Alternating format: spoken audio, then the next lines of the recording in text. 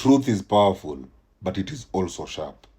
You know, when spoken plainly, it can cut too deep for the listener to receive it. Eh?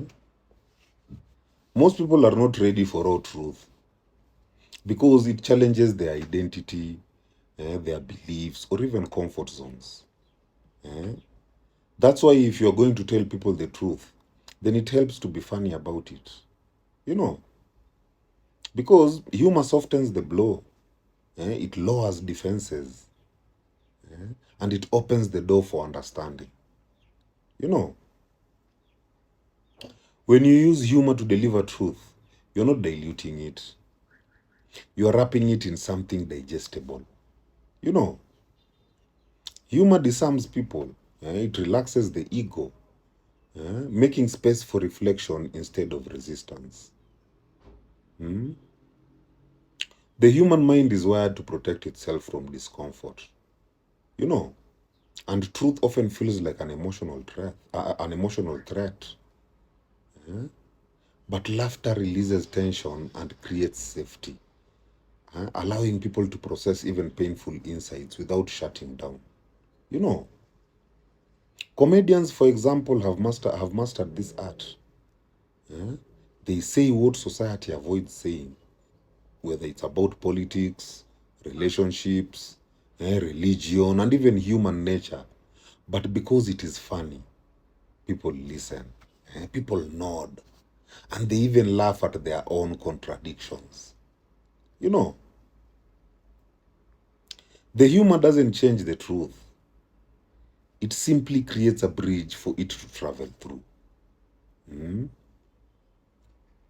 Psychologically, humor activates a state of openness. Eh? When we laugh, our brain releases dopamine, making us more receptive and less defensive. You know, it bypasses the flight or fight response that truth alone might trigger. Eh? And this is why therapists, coaches, teachers, leaders, name them.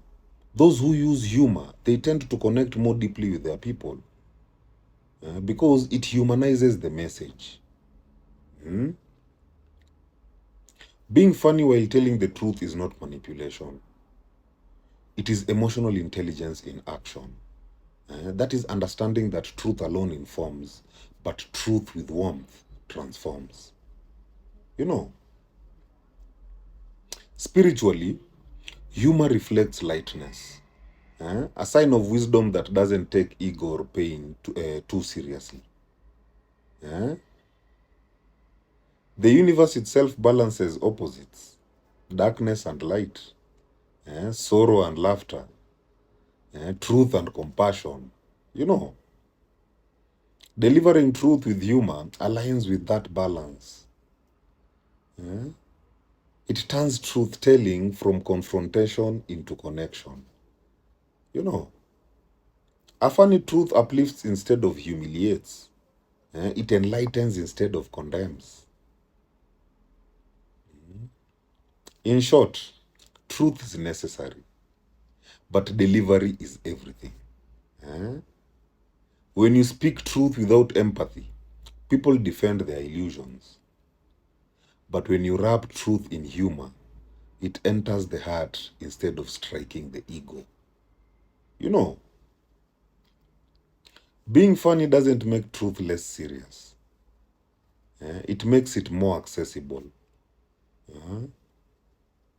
The goal is not to attack the goal is not to attack with truth, but to awaken with laughter.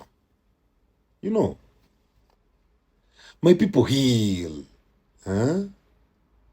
Heal.